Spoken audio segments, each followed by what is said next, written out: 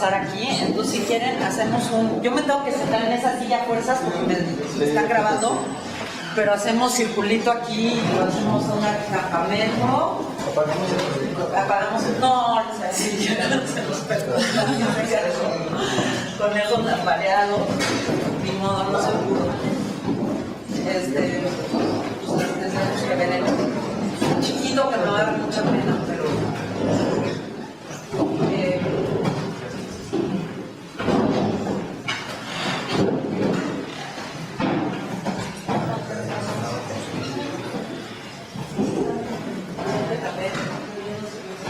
seguimos con la computadora.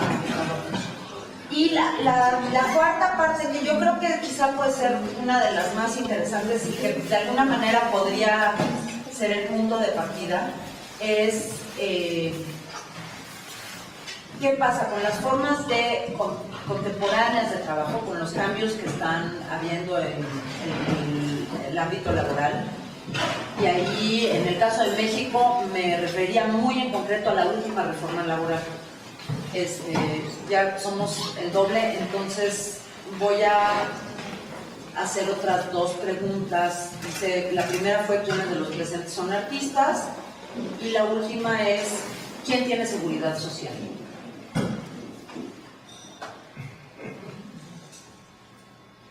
De eso es de lo que tenemos que hablar.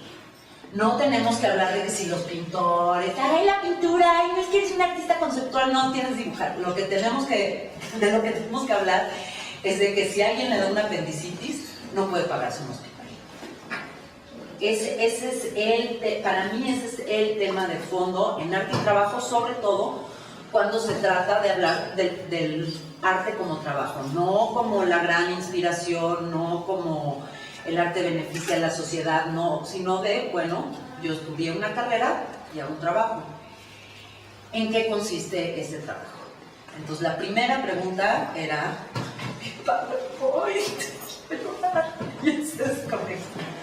a ver, déjenme, aunque sea, lo van a tener que ver así.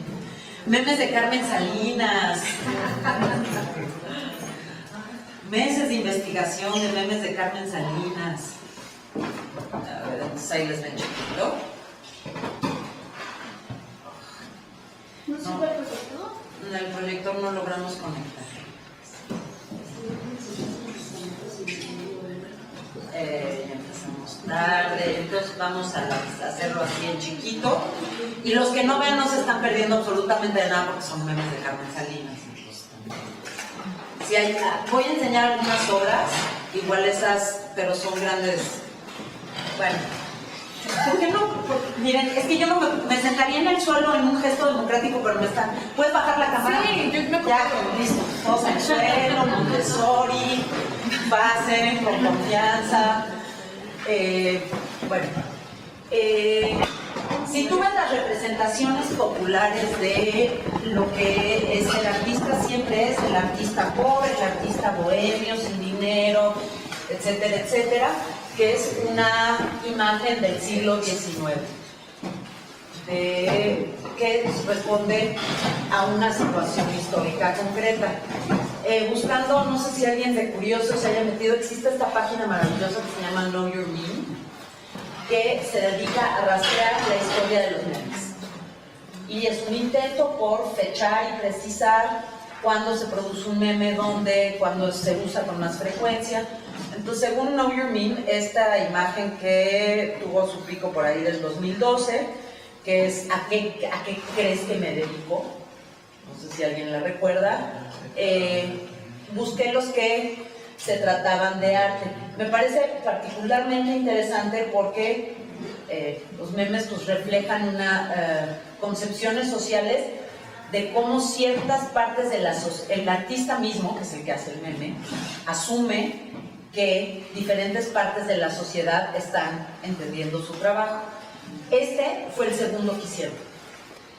O sea, de los primeros que hubo, de todos los que hubo, este es el segundo.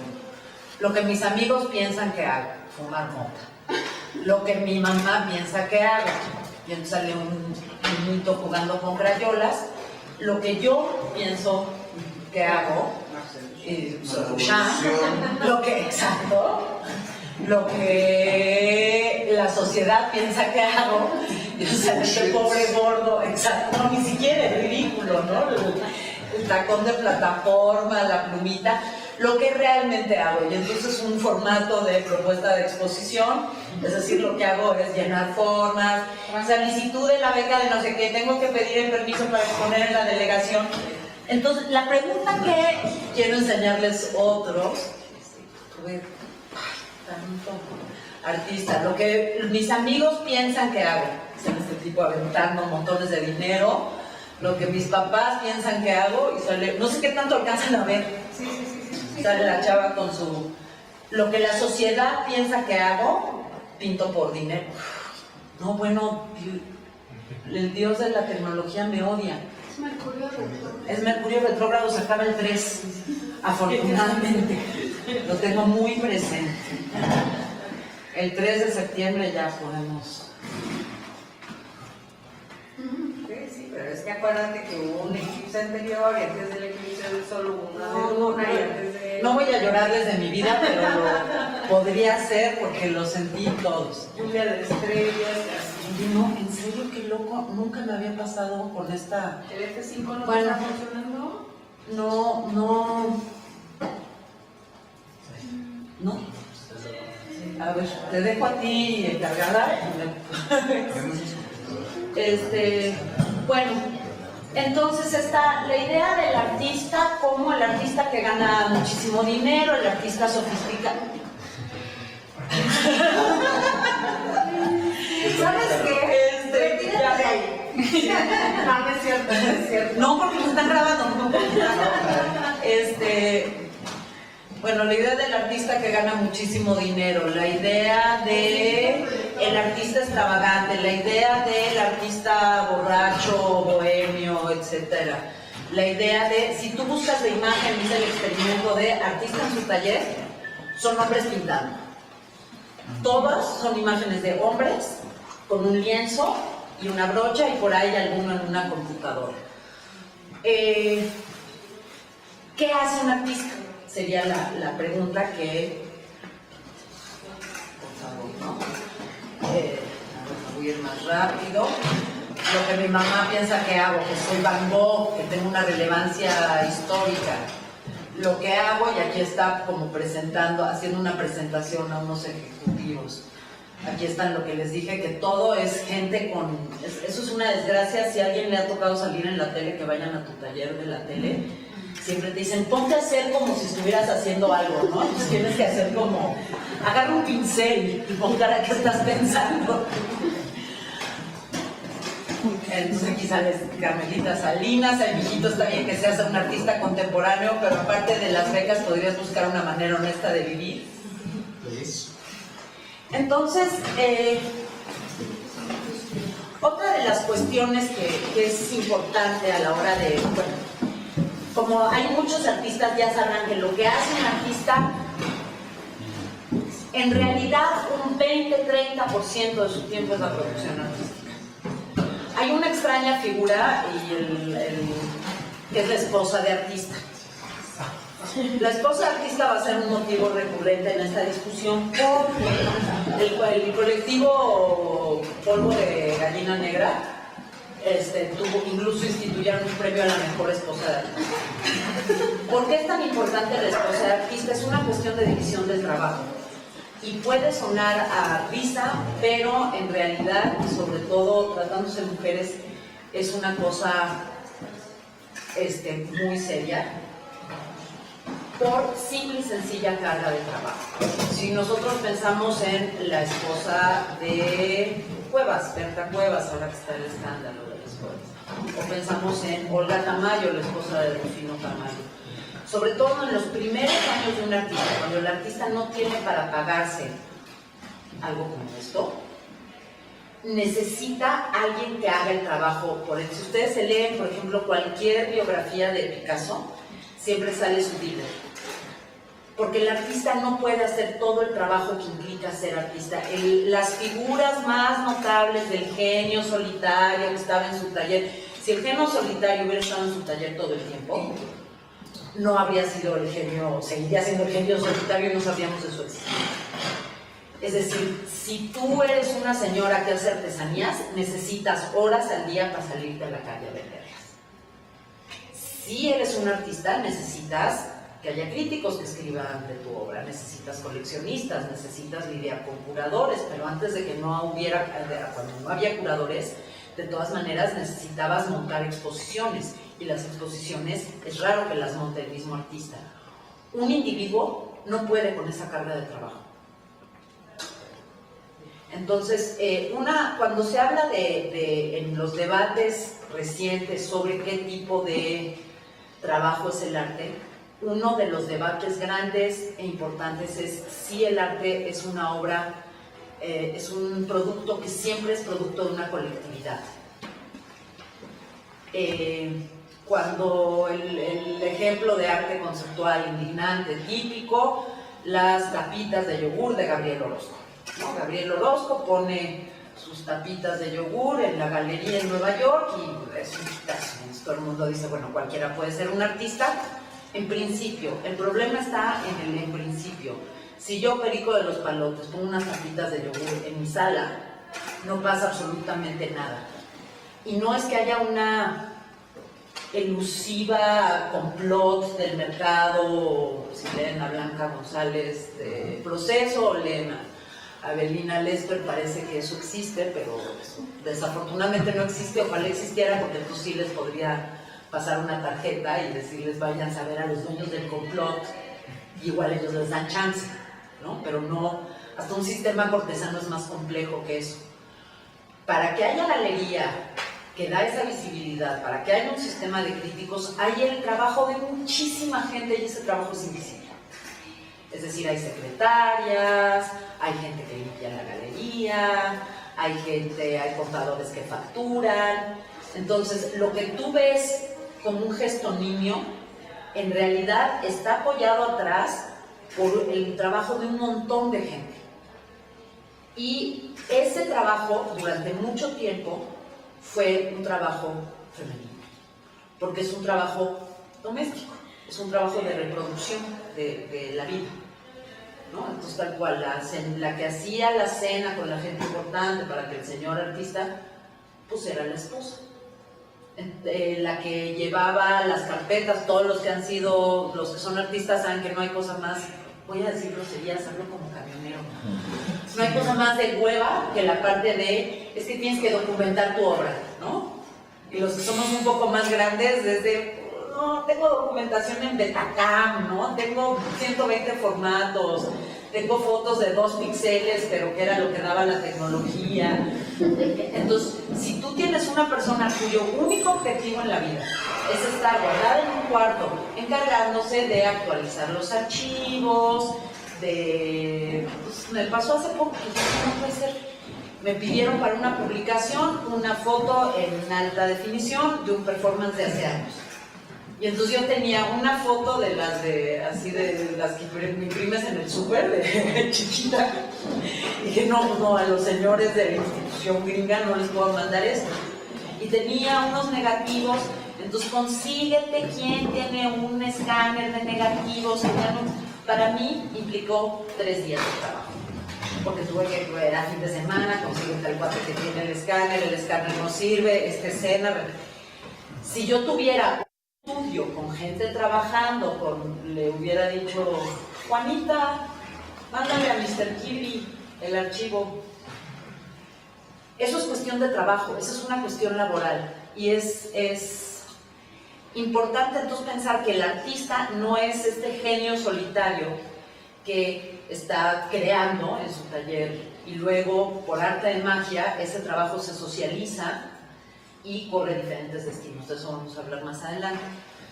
Y ahí es donde quería irme a una parte más histórica. Este es el buen Andrei Rublev según Tarkovsky, y sí los puse porque quería empezar desde la Edad Media como un parteaguas. A ver, ojo, aquí estoy hablando de Occidente y estoy hablando de Occidente tomando en cuenta que que hay una hegemonía de Occidente y que nosotros finalmente somos parte de una cultura occidental. Nuestra idea de arte es una creación moderna y es una creación occidental. el arte prehispánico no es arte. La razón por la que el arte prehispánico no es arte se responde con una pregunta casi retórica que les voy a hacer aquí, que es ¿quién pintó la Virgen de Guadalupe? ¿Quién pintó la Virgen de Guadalupe? Diosito. Exactamente. Es decir, es un objeto de culto, no es una obra de arte. Si tú vas a la basílica y les dices quién pintó la Virgen de Guadalupe, te corren. Porque la gente va a venerar a la guadalupana porque apareció en la tilma de Juan Diego, porque justo es un producto divino. Entonces, los objetos estéticos producidos con fines rituales no se pueden comparar, o sí se pueden comparar, pero tienes que sacarlos de su contexto, quitarles su cultura, quitarles el significado que tenían para la cultura que los produjo, si los quieres apreciar como arte. O sea, eso sigue siendo un problema en los museos etnográficos o en los museos comunitarios, que es que el antropólogo de Lina, el curador de arte y la persona de la cultura que produjo un objeto ritual entienden ese objeto de manera totalmente distinta, ¿no? Los objetos de culto no están hechos con fines de apreciación estética. Tienen un elemento estético, sin duda, pero pues casi todo tiene un elemento estético, todo es perceptible. Entonces, en la Edad Media, el arte no existía tal y como nosotros lo conocemos. No hay la idea de autor, por ejemplo. Ahorita aquí, irónicamente, les puse uno de los pocos autores reconocibles de la Edad Media. Las obras son colectivas, las catedrales son una obra colectiva, no es la obra de fulano o de mengano. Y digamos que los artesanos que producen las diferentes partes de esos objetos simbólicos están organizados en gremios, donde tú pues, vas viajando y puedes tener más o menos fama como maestro cantero, y según tu fama como maestro cantero te contratarán en un lugar o en otro, o prestarás tus servicios en un lugar o en otro. La idea del artista individual, donde se empieza a forjar la idea que nosotros tenemos de artista en el Renacimiento y en Italia, donde también empieza a fraguarse el capitalismo, la banca, el capitalismo, la deuda, varias nociones que van a definir nuestro el pensamiento moderno, el pensamiento en el que nosotros estamos inscritos. Los artistas en aquel entonces básicamente trabajan para la iglesia o punto, o pasan a trabajar para el Estado cuando se consolidan las monarquías. O sea, otra idea que nosotros pensamos que es eterna es la de Estado-Nación. Lo que dice el himno, ¿cómo es? En la parte de tu eterno destino con el dedo de Dios escribió. No hay tal cosa como eterno destino. México tiene 810, 310, 300 años. Para un eterno destino es bien cortito, ¿no? Entonces, el Estado moderno también es una creación relativamente reciente, y entonces el artista que trabaja para el Estado también es una creación relativamente reciente. Entonces los artistas pues básicamente son artesanos que trabajan para mayor gloria de Dios. Punto.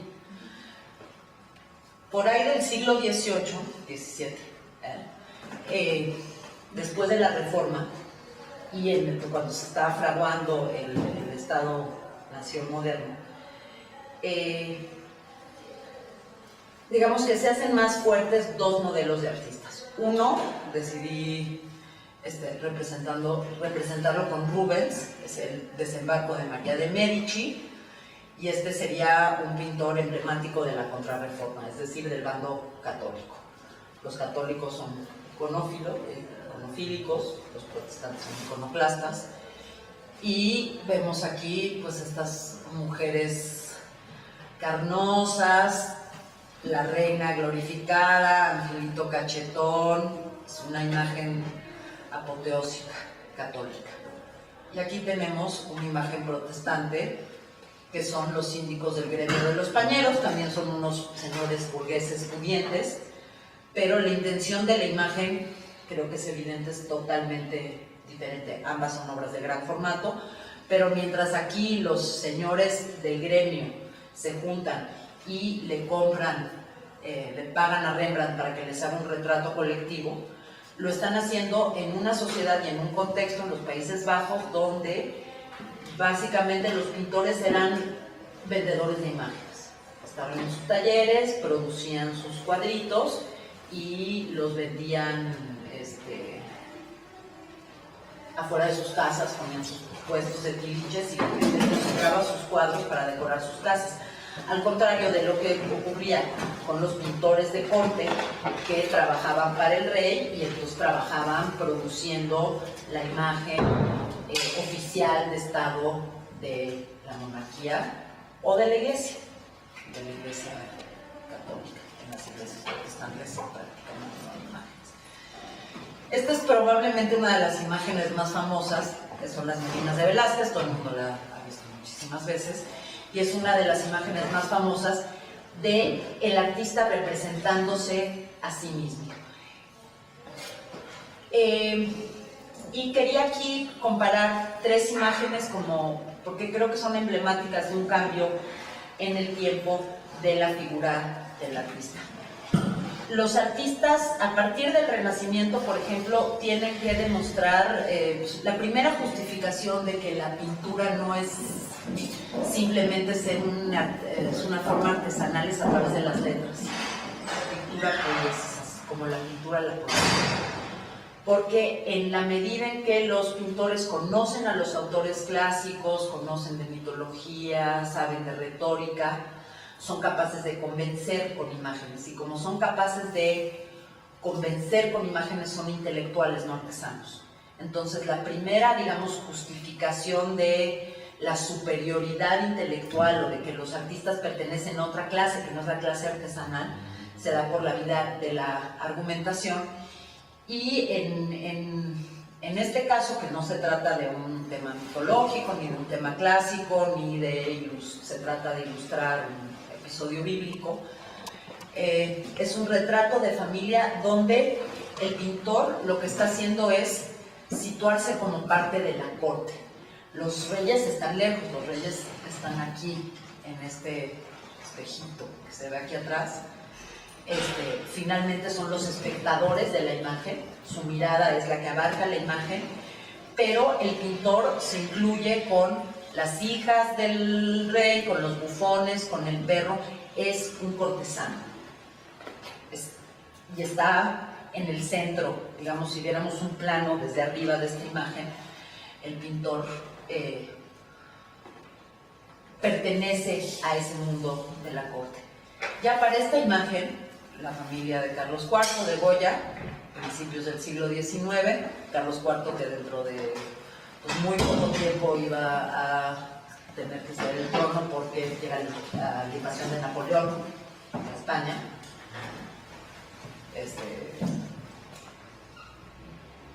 José Botello, iba a decir. José Napoleón, luego viene Fernando VII, independencia de los países latinoamericanos, España está a punto de perder lo que queda de su imperio. Goya es este personaje que está aquí. Y si han visto este cuadro de cerca, cosa que no se puede, si no búsquenlo, se caracteriza porque dices, híjole, qué feos eran los Borbones. Ahorita les ponen Photoshop y están un poquito mejoraditos, pero no hay una... Esta señora que tiene una verrugota aquí en la cara, ¿no? Entonces el pintor, uno, está en las sombras, o sea, es una referencia directa al cuadro de Velázquez. El pintor está atrás y nosotros estamos viendo la imagen como al espejo.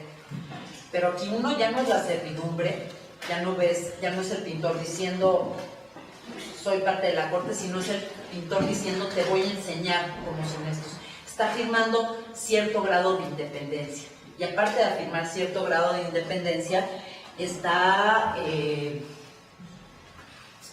presentando una visión más humana, más crítica de la realidad, no sé si llamarla realidad, pero de las figuras de autoridad. Finalmente, la imagen con la que quería acabar es este cuadro que tiene un título interminable, El taller del pintor, alegoría real que determina una fase de 7 años de mi vida artística y moral, de Courbet, 1854-1855.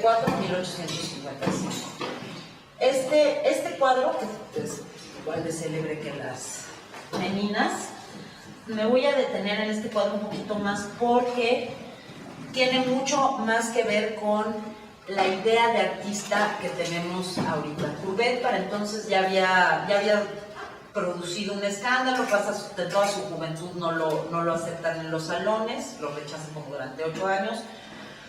Finalmente lo aceptan después de mucho intentarlo, y este cuadro lo pinta para una exposición universal. Es de un gran formato, ya que te aceptaban en el salón, que te ganabas un premio, en los siguientes salones afuera que tenían que aceptar, no podían realizarte cuadros. Este se lo rechazan, probablemente hay muchos historiadores que dicen porque era demasiado grande, y entonces lo que Courbet hace en el contexto de esta exposición universal, que es como la apoteosis del colonialismo francés, de la expansión colonial francesa, eso eran las exposiciones universales. Se renta el terreno de enfrente, manda con un amigo arquitecto suyo, construye una gran estructura de ladrillo y hierro, o sea, manda a construir un edificio y hace una exposición donde expone esta obra y otras, no me acuerdo cuántas eran, y cobran entrada. Porque no había tele, no había cine. Entonces la gente, por ejemplo, eran muy populares los panoramas, que eran pinturas de 360 grados de un paisaje, y tú ibas a ver paisaje de París, ¿no? Entonces ibas a ver cómo era París en esta perspectiva de 360 grados. Eran espectáculos populares y bueno, este cuadro causa un revuelo político impresionante. Courbet es un provocador toda su vida, y hay varios debates que van a seguir adelante después de esa época,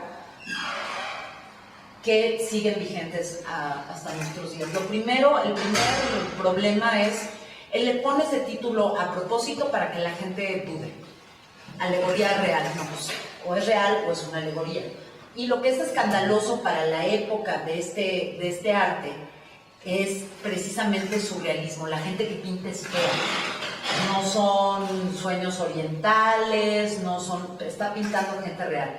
Está pintando gente real, 1854, son 6 años después de la Comuna de París, de las revueltas del 48, y él está en el cuadro, por ejemplo, este señor de acá, es Baudelaire, y entonces está él en el centro pintando un paisaje con el niño que lo ve maravillado y con el gato, ¿no? Un gran gato, y la modelo, que en lugar de que él esté viendo a la modelo y representándola, la modelo está arrobada viendo la maravilla del paisaje que él está representando. ¿No? Él nos está enseñando la naturaleza tal cual es. Luego aquí están sus amigos. En una carta en que describe el cuadro, él los llama sus asociados. Y luego aquí están los representantes de la sociedad francesa de la época. Entonces hay desde un viejo revolucionario que está aquí hay un sacerdote que está como todo hinchado borracho, este es un rabino. Entonces hay muchos historiadores que interpretan esto como un argumento político. Aquí está el anarquista Proudhon, el de la filosofía de la miseria. Entonces hay quienes dicen que es un argumento socialista a la Fourier, hay otros que dicen que es más anarquista a la Proudhon. Sea como sea, el cuadro se vuelve un súper escándalo. porque no hay, por una parte está hablando de los acontecimientos políticos de la época, cosa que está mal vista, y eso es muy chistoso cómo seguimos atorados más o menos en los mismos debates, de si arte comprometido, arte político, arte no político. El arte debe representar una realidad ideal, el arte debe describir las cosas tal cual son, los artistas son capaces de ver una mejor, son los que tienen la visión para decirnos cómo va a ser el futuro. Este cuadro se considera además, precisamente porque representa un programa político, la primera obra de vanguardia, porque intencionalmente él se expresa que su cuadro se adelanta a su época y señala un camino hacia el que el arte va y la sociedad van a ir, no solo el arte. Este artista es totalmente distinto de Velázquez y es totalmente distinto del que está haciendo del cantero cantándole loas a Dios, humildemente tallando la piedra como parte de una colectividad en la Edad Media. Y este es el artista que la sociedad espera que sea el artista. O sea, parte de la esquizofrenia de las imágenes que vimos antes es que sigue exigiéndosele al arte y por ende al artista esta situación de excepcional. Es que uno los ve y todos parecen normales, gente común y corriente, pero no, están tocados por las musas, ¿no? Incluso en arte contemporáneo, políticamente comprometido, hay un género que a mí me da mucha, no sé si incomodidad o risa o ganas de llorar, que son las obras de arte con gente real. Entonces es así de, a ver, si hay gente real, tú eres una quimera. Es que vamos a hacer esta exposición donde los artistas trabajan con gente real. Decir que hay gente real presupone que tú eres, pues tal cual, producto de la imaginación de alguien. ¿Cuál es la excepcionalidad del arte? Esa es la pregunta que sigue. Entonces, la idea del artista, genio especial, privilegiado, al que le llega el momento de inspiración en su taller, bla, bla, bla, bla, sus ideas del siglo XIX. Vienen justamente porque se contrapone a la política, o sea, ¿cómo podrían ser apolíticos los otros cuadros previos si justamente vienen como de la política de la iglesia o de la política del patrón, etcétera? O sea, mi punto siendo si lo que hace que se reflejen como unos seres más divinos sea justamente cuando dejan de solamente fluir con la política que creó sus cuadros o que pidió sus cuadros. Claro, pero tú eso solo lo puedes ver si estás asumiendo una posición crítica ante ese poder. Porque si lo estás viendo desde el lado del poder, y deja tú desde el lado del poder, desde el lado de Dios, no estás hablando de una cuestión política, estás hablando de la realidad. El problema siempre con la palabra naturaleza o realidad, voy a traer un tema polémico a la mesa, los camiones del Frente Nacional por la Familia o como se llamen, es asumir que tu punto de vista es el natural, lo demás usando la palabra que usarían ellos es contra natura. Entonces lo que es político es ir contra natura, porque lo otro es lo neutro. Es el mismo problema con el género. El hombre blanco occidental no tiene género, no tiene que hacer política, es invisible, es el universal, es el que nombra a todos los demás como el otro. El diccionario, que es la gramática de la lengua española, es muy chistoso porque define al femenino literalmente como el género marcado. O sea, el masculino pues, es normal, el que está marcado, el que es diferente, el que no es, el que le falta o le sobra, es el femenino. Entonces, pues el arte de la iglesia no se considera un arte político porque pues, no estás, siempre estaban haciendo política, obviamente, que si pintaban al patrono, si lees historia del arte, que si pintaban más guapo o más feo, o apuntando arriba o apuntando abajo. Vimos a Rubens y a Rembrandt. Digo, la reforma y la contrarreforma se dieron con todo. Murieron miles de personas en las guerras de religiosas en Europa en el siglo XVII.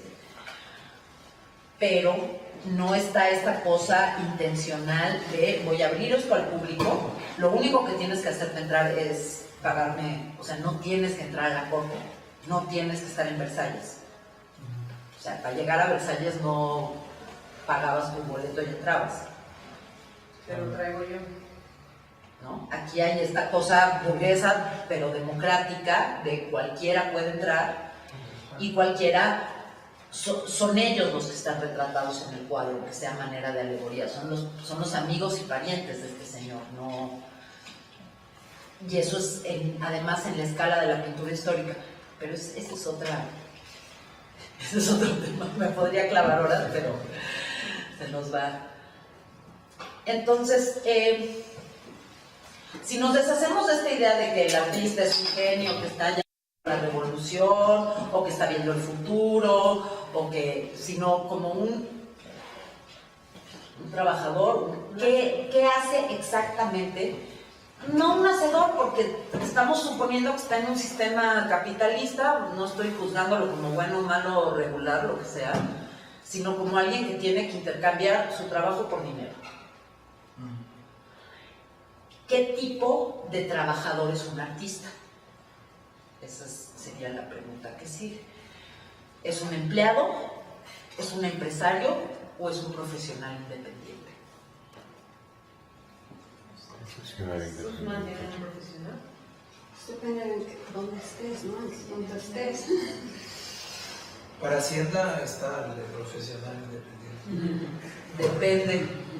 Bueno, para pagar impuestos, artista es así profesional independiente. Pero si estás en pago en especie, o sea, si pagas como artista, o sea, pregunta típica de artista. Ay, existe el sistema, yo creo que el sistema de pago en especie es maravilloso, es único en el mundo, está súper mal implementado, las colecciones de Hacienda son una desgracia, pero en principio el Estado en México no colecciona, que es un escándalo en ese sentido, o sea, prácticamente no compra obra de artistas mexicanos para sus colecciones del Estado, es decir, no está fomentando la producción por esa vía, y lo que hace es descontarle impuestos a los artistas a cambio de obra. ¿Alguien está en pago en especie de los aquí presentes? Sí. ¿Qué tienes que hacer para estar en pago en especie? Pues entrar a ciudad.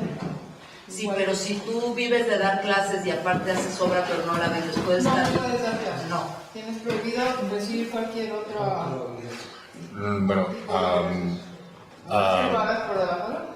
no, a mí me lo plantean, no sé por qué diferente, pero a mí me tienen como profesional independiente. Puedo facturar con lo mismo, puedo facturar tanto obra como clases o cualquier otra cosa que no sea obra, pero la única diferencia, ahí viene, la única diferencia es de que todo lo que es obra se paga con obra. Das clases, se paga con dinero. Tienes que estar dado de alta en dos regímenes. No. Ah, ¿no? Bueno, no, en mi caso es uno solo. En el mismo nada más que... Salvo que trabajes para... seas empleado, te vuelvas empleado, sí tienes que estar en otro... lo tienes que combinar. También lo viví y es una pesadilla. Y hasta ahorita es algo que no me puedo quitar porque resulta que tengo un homónimo. Entonces me están cobrando los impuestos que yo debo desde hace 3 años, pero no me han querido resolver lo del homónimo. Okay. A cada rato me dicen, está en estudio. Mi punto es, en lugar de estar en pleitos idiotas, es que la pintura y el arte conceptual, eso es un tema que sí afecta a los artistas, pero como no está en el registro de yo, la musa, las estrellas y toda esta mistificación es muy importante para el arte. La última imagen, y no sé por qué no la puse, pero es que se me fue el avión, fue Diego Rivera marchando al frente del Sindicato de Artistas Independientes. Es un problema decidir qué es un artista, porque si tú haces pintura y la vendes, pues eres como un artesano glorificado, pero finalmente eres un artesano, eres alguien que produce un objeto concreto, discreto, es decir, que empiece en A y termine en B, y eso lo puedes vender para que alguien lo cuelgue, a un particular, ojo, para que lo cuelgue en su salón. Ahora, ¿qué pasa si tú eres algún artista famoso, Matthew Barney? Matthew Barney, que hace películas y óperas, pero vende los props que hacen esas películas y en esas óperas, ese es el objeto que vende, pero también básicamente pues lo contratan en museos o en instituciones grandes con enormes presupuestos para que haga estas óperas, que es exactamente lo que estás vendiendo. ¿Qué vendía Warhol? Es otra imagen que no puse en otra sección, que es cuando su primera serigrafía, que son los billetes, son 200 billetes de $1, la primera serigrafía que hizo, se vendió en la subasta del 2009 de Sotheby's, la que siguió inmediatamente después del colapso financiero del 2008, se vendió en 48 y pico millones de dólares. O sea, $200 pasaron a $200 falsos. ¿Qué hace que esos $200 falsos valgan 48 millones? Es súper complejo. Es y es $200.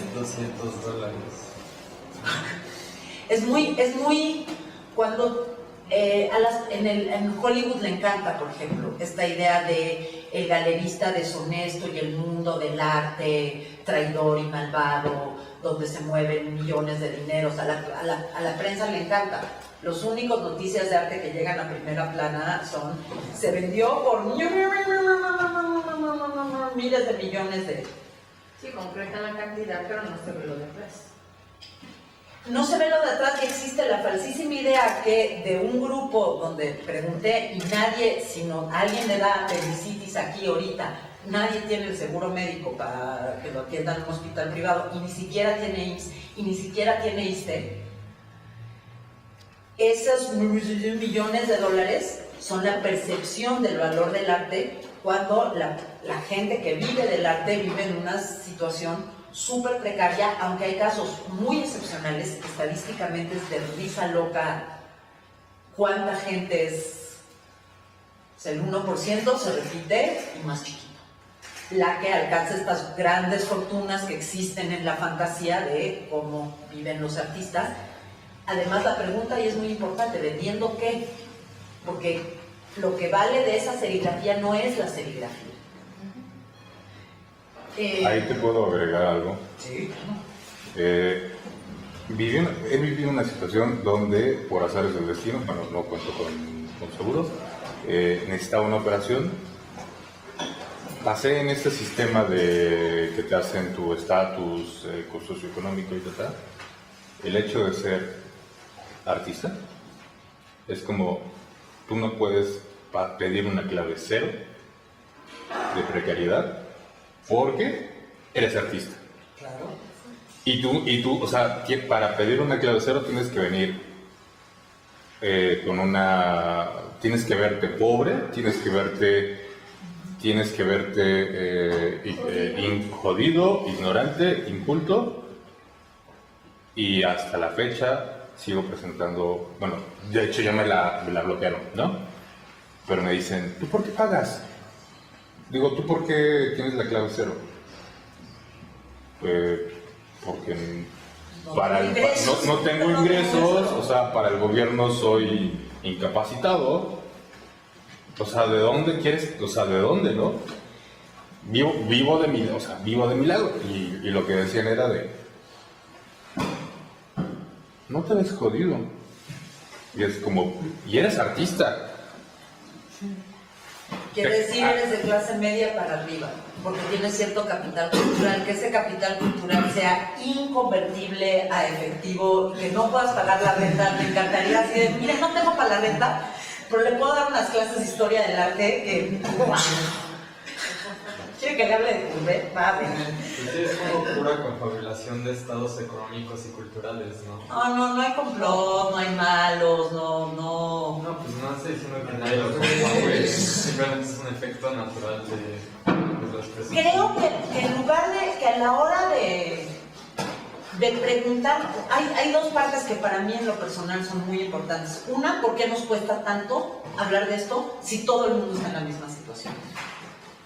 ¿No? Y en lugar de eso es el debate interminable de es que el complot del mercado del arte, ay, es que Avelina es una tal cosa, es que no importa. Eso en realidad no importa, o sí importa, pero entonces vamos a subir el nivel y vamos a encargarnos de que en las universidades sí se hable de eso, cosa que tampoco ocurre. Entonces Es más profundo que hablarlo así nada más por encima. y además creo que hay otros problemas Más más urgentes histórico. y más importantes y que le afectan más a todo el mundo, pero bueno, entonces aquí seguí en el meme. Dice, soy un artista, independientemente de que me estafen o me forre, lo seguiré siendo. Mis facturas las pagaré trapicheando o viviendo a costa de otra persona. Y si no te gusta, te vas a mamar. Entonces, esta es la primera postura, me simpatiza mucho, que es como la de la generación anterior a la mía, de ser artista. Un poco nadie esperaba poder vivir de su carrera. Poquísimos lograban comprar y vender cuadros y no había como muchas más opciones que comprar y vender cuadros. Voy a regresar a esto dentro de muy poco. Y entonces, artista es un trabajo de tiempo completo. Tú eres artista, te levantas, te duermes, es una forma de observar la realidad, es una forma de vivir, incluso puedes no estar haciendo obra y sigues siendo artista porque sigues interpretando el mundo de cierta manera y toda esta cosa de la cuestión arte-vida. Soy artista, eso no significa que trabaje gratis. Tengo deudas igual que usted o sus padres. Arte no es mera diversión, arte es igual a mi tiempo, mi esfuerzo y mi trabajo, lo que hago para vivir, gracias por entender. Hay miles de estos memes. Y todos es, bueno, me tienes que pagar por ser artista. Sí, pero ¿cómo te voy a pagar? Porque una cosa, te puedo pagar si me vendes un cuadro y yo lo quiero colgar en mi casa. Te puedo pagar si prestas un servicio, pero normalmente el arte utilitario en nuestros días, ahí a partir de la Bauhaus, a partir de principios del siglo XX, el productor de imágenes utilitarias se va especializando. Entonces tú eres alguien que hace videojuegos, tú eres un diseñador, tú eres alguien que hace arte para cine. De hecho, y si alguien ve, está la leyenda negra de los que estudian arte, es mínimo los que acaban dedicándose a arte. Es cierto y no. Es cierto en el sentido de que de una generación, yo tal cual fui a la ENAP, que es masivísima, ¿no? Éramos, creo que 6 grupos de 40 alumnos por generación o más. Sobrevivirán de mi generación, ¿cierto? Siendo artistas y más o menos haciendo cosas relacionadas, unos 5 o 10. Pero te pones a rascarle, fulano, mengano y perengano se metieron a hacer arte para películas y entonces trabajan en eso. Sutano y perengano dan clases de arte en una secundaria. Mengano y el otro hicieron cosas de diseño y viven de diseñadores. Otros son animadores en computadora. Finalmente, es gente formada en el arte que acaba haciendo cosas que sí tienen que ver con el arte, aunque no sea ser artistas.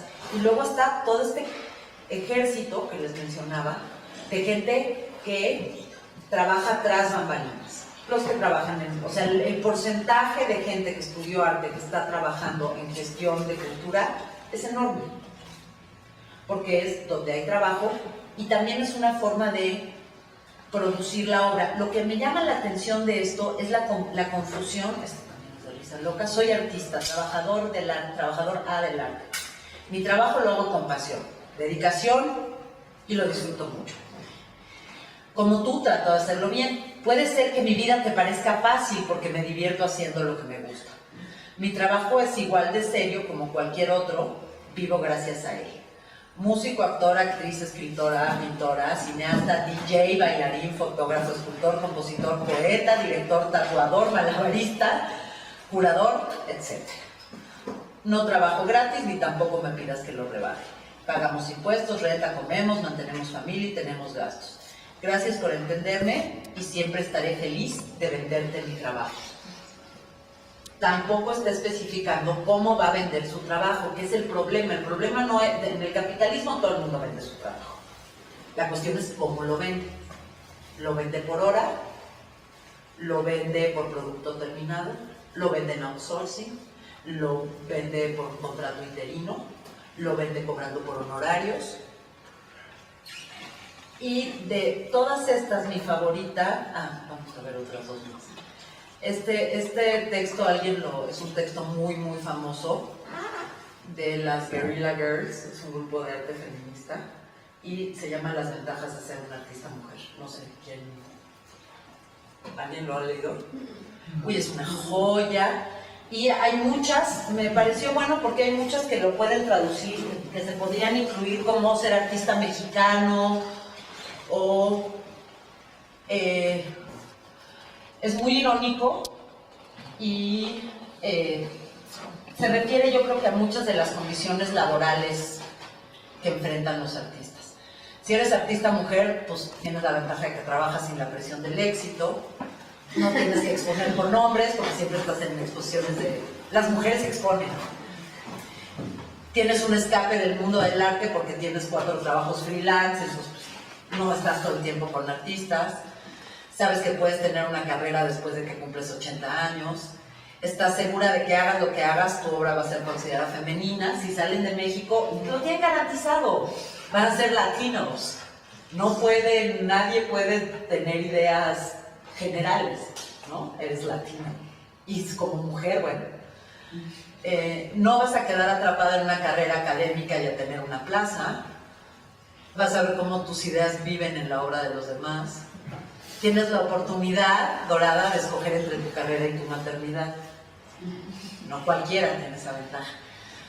No vas a atragantarte con un puro, ni vas a tener que pintar en un traje italiano caro. Vas a tener más tiempo para trabajar cuando tu pareja te deje por otra más joven. Vas a tener el privilegio de que te incluyan en retrospectivas de la historia del arte. Vas a evitarte la vergüenza de que te llamen genio. Y vas a salir en revistas de arte con un traje de gorila. Este es un colectivo que se distingue porque no se les ven las caras nunca, siempre están vestidas de gorilas. Justo todo lo que están diciendo tiene que ver con esta idea del artista, genio, y que en todos estos textos que hemos visto, en ninguno se menciona quién le paga al artista, más allá de la idea de te vendí un cuadro para que lo colgaras en tu sala. Pero cuando ves los millonadas que se mueven o que no se mueven en el mundo del arte, dices, hay una discrepancia ahí muy rara. Y esta es la discrepancia. Esta cosa que también estuvo circulando mucho en internet, que es cuando compras algo hecho a mano, estás comprando mucho más que un objeto. Estás comprando horas de experimentos y fracasos. Estás comprando días, semanas y meses de trabajo. No compras otra cosa. Estás comprando un pedacito del corazón de otra persona. El problema de este texto es que define punto por punto lo que los marxistas, lo que Marx llama el fetichismo de la mercancía. El fetichismo de la mercancía no es que tú le veas una aura divina a mi botas, sino que esta taza, que no sabemos, a ver, no dice dónde está hecha. Esta taza se hizo con una máquina, con arcilla que sacaron de alguna mina, la trajeron en una caja.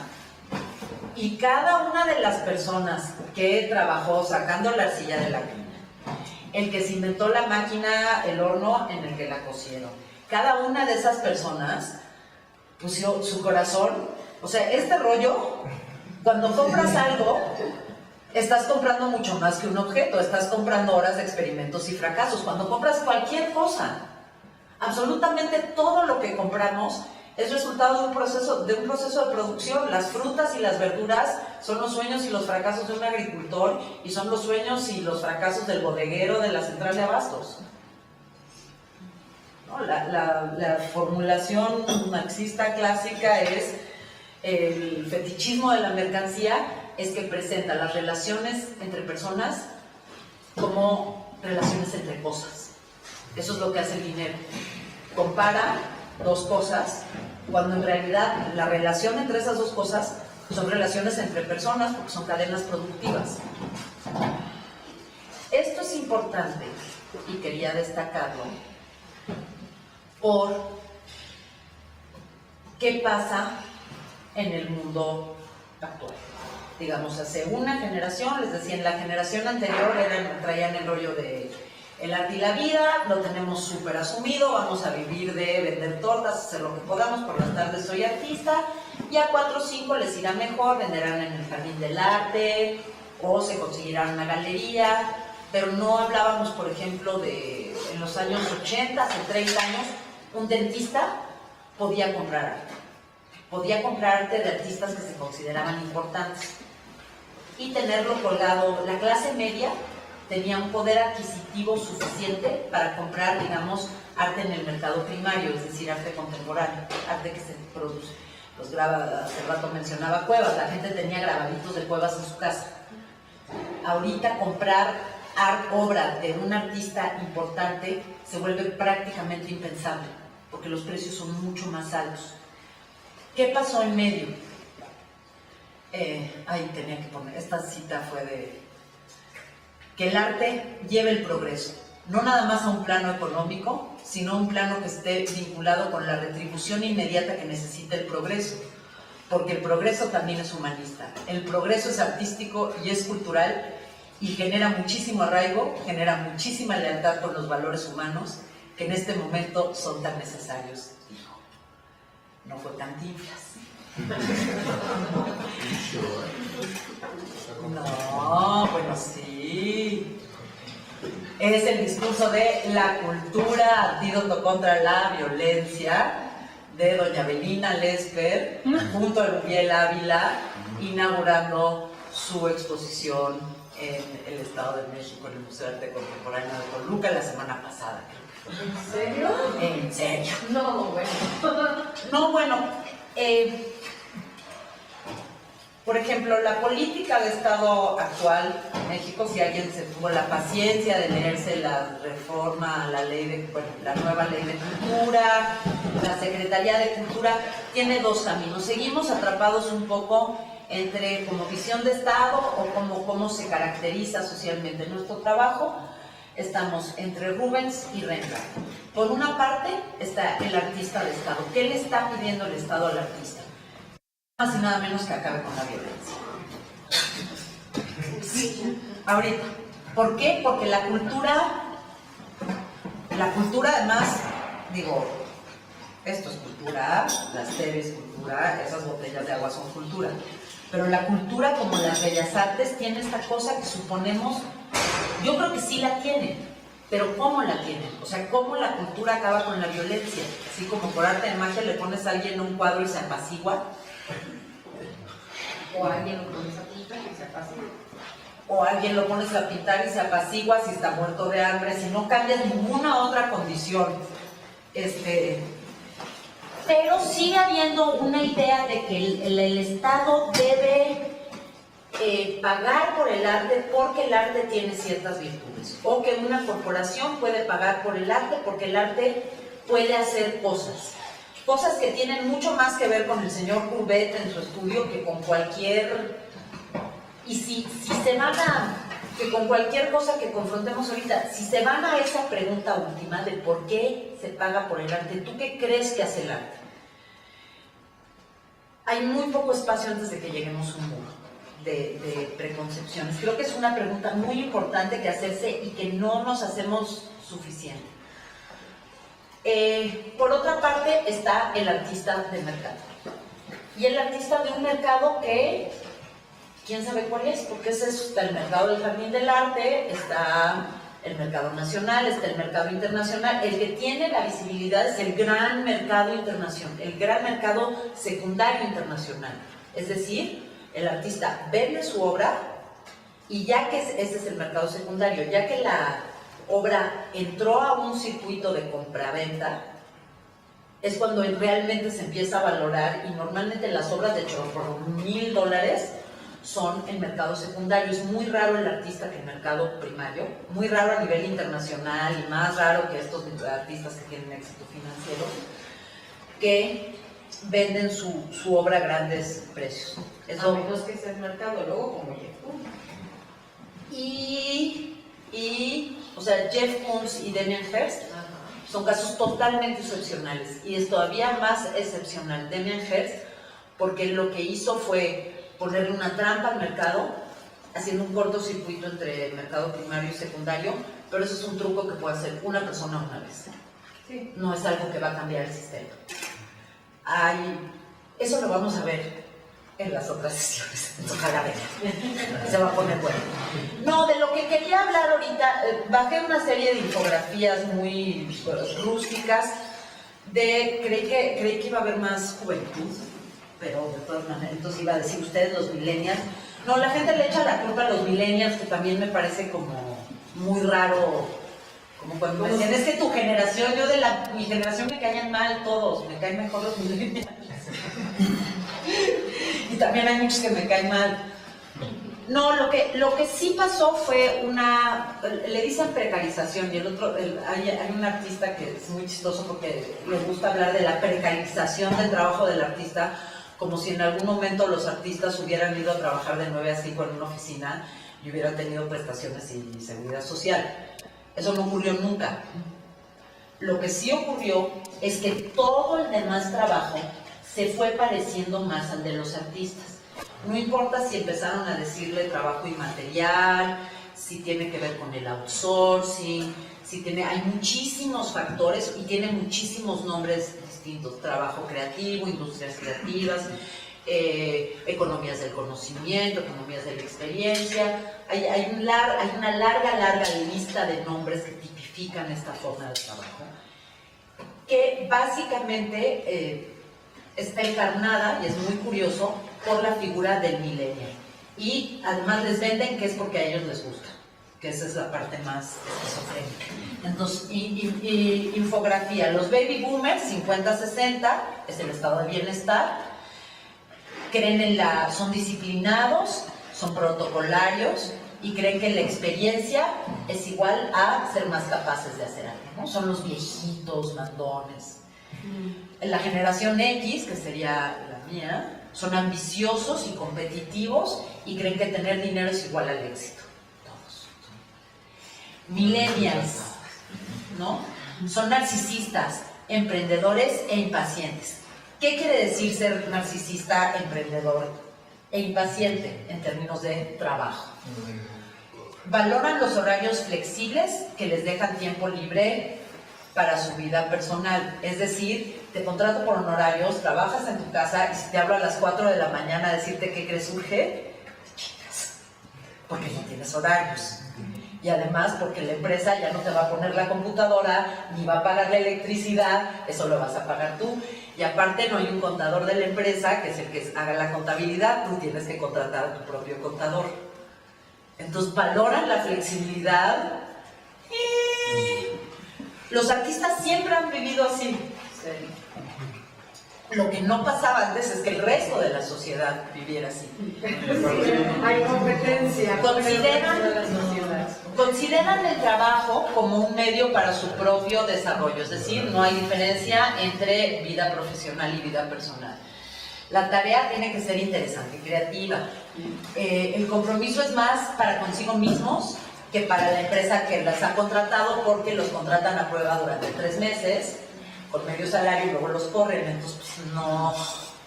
No, es un trabajo real. Estás a X años de que automatice tu trabajo, ¿no? En casi cualquier empresa. No buscan estabilidad, sino empleabilidad.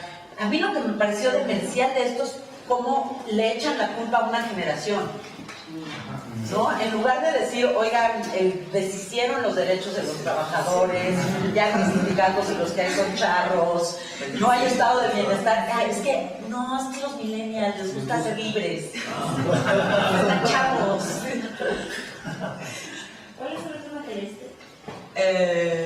No buscan estabilidad, sino empleabilidad. Tienes que seguir aprendiendo para que seas empleable. No quieres ser empleado, quieres ser empleable.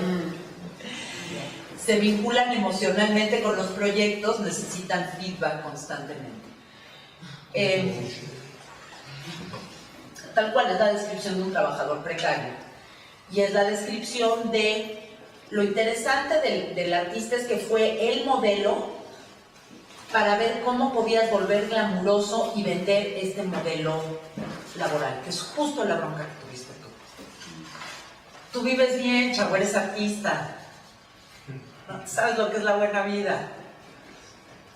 Entonces, tú eres millennial, vives bien, chavo, te puedes ir a la playa, ¿no? Te llevas la fiesta. ¿No se acuerdan de este comercial que había de un tipo que se llevaba la computadora de vacaciones, que estaba en el mar así de trabaja donde quieras? Y yo digo, aquí no me quiero ir al mar para trabajar, me quiero ir al mar para irme al mar.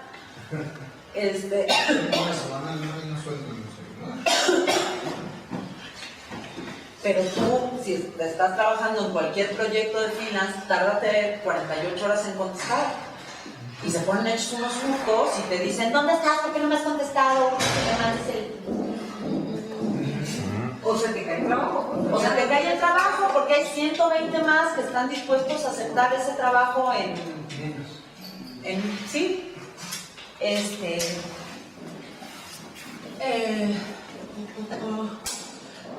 Esta encuesta también me llamó la atención porque dice, bueno, entre las prioridades de los millennials, solo los millennials, no, a la hora de escoger un trabajo, el 95% es dinero, el 93% es oportunidad de crecimiento, el 91% es beneficios, es decir, prestaciones, el 91% es tener días festivos y tiempo libre, y en el 91% está tener seguridad.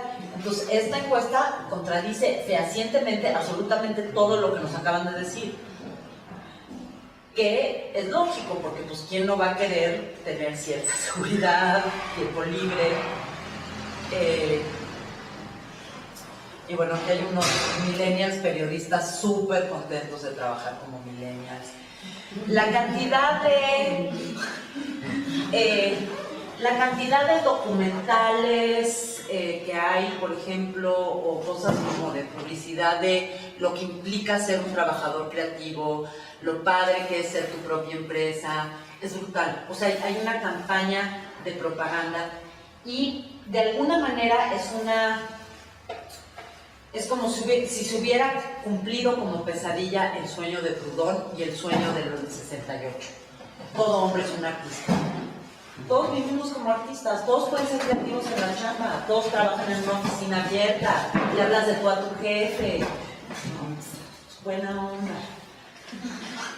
Hay frappuccino. No tienes seguro, pero tienes frappuccino.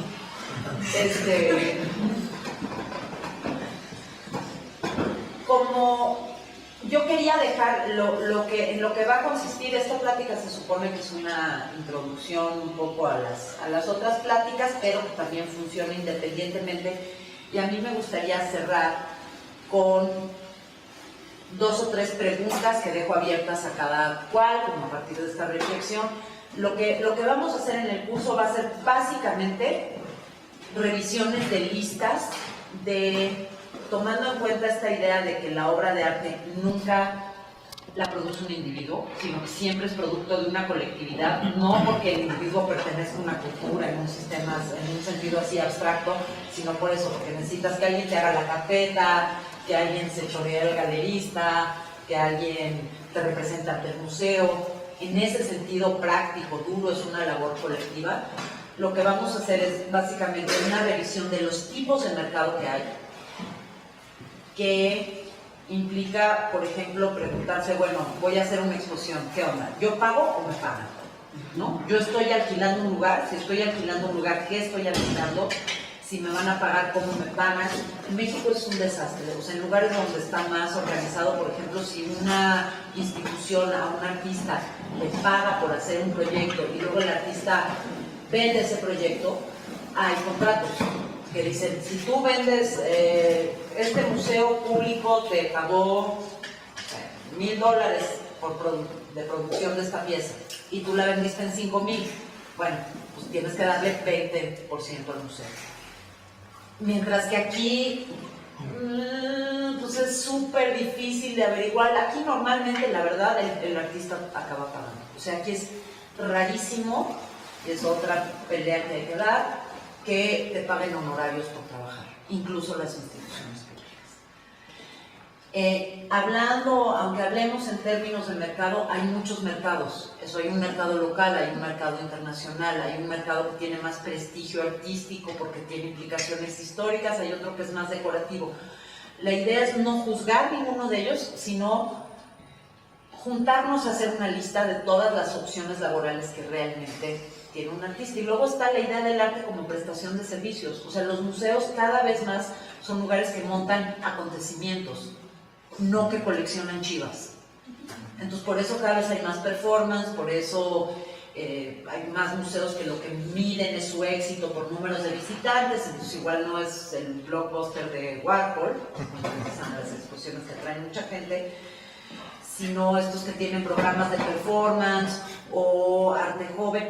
El chiste es que vamos a hacer una revisión, traté de hacerlo lo más analítico que pude el programa, de cómo la amplitud y la variedad de los canales por los que circula el arte y en los que se mueve. Eso es lo que vamos a ver. Y las preguntas que quería abrir en este momento es una, creo que como artista es la más interesante y creo que Courbet también está muy bueno para hablar de eso. Decía Walter Benjamin en este texto famosísimo, que es el artista como productor. La innovación de una obra no está tanto en sus características formales como en la capacidad que tiene un artista de encontrar una nueva forma de producir. Y esa nueva forma de producir se refiere a una nueva forma de gestionar cómo circula su obra y cómo se vuelve visible.